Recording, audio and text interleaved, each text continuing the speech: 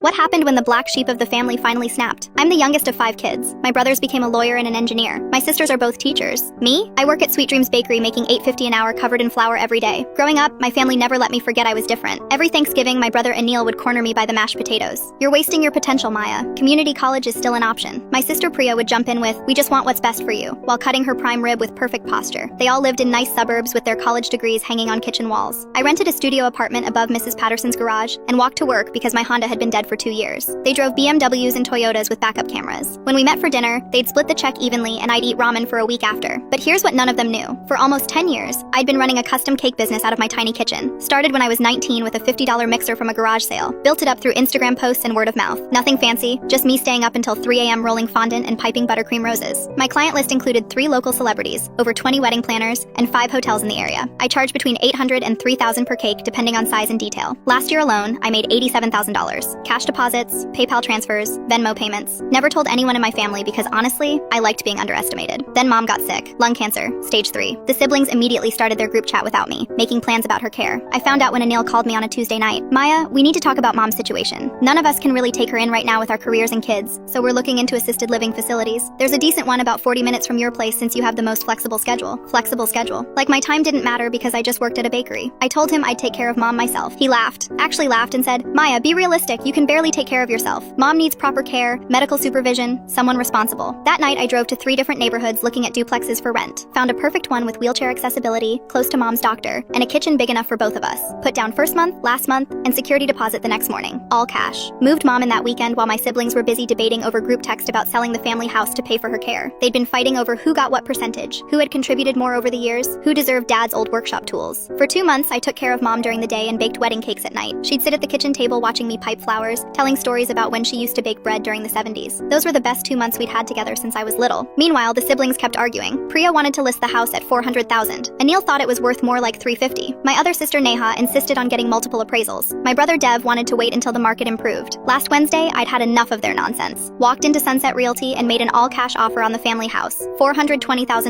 $15,000 over asking price. Closed in 5 days. Yesterday, I sent one photo to our family group chat. Me standing in front of the house with a sold sign and my bakery van parked in the driveway. The van I'd bought 6 months ago but kept parked behind the bakery because I wasn't ready for the questions. My phone exploded. 17 missed calls in 30 minutes. Text messages rolling in so fast I couldn't read them. Anil called me a sneaky little snake. Priya accused me of manipulating mom while she was sick. Dev said I'd stolen their inheritance. Neha threatened to get lawyers involved. I waited until they'd all had their say. Then I sent one message back to the group chat. You all thought I was stupid. Turns out I was just quiet. Haven't heard from them since. Mom and I moved into the house yesterday. She's got her own room with a hospital bed, and I converted dad's old workshop into my professional baking kitchen.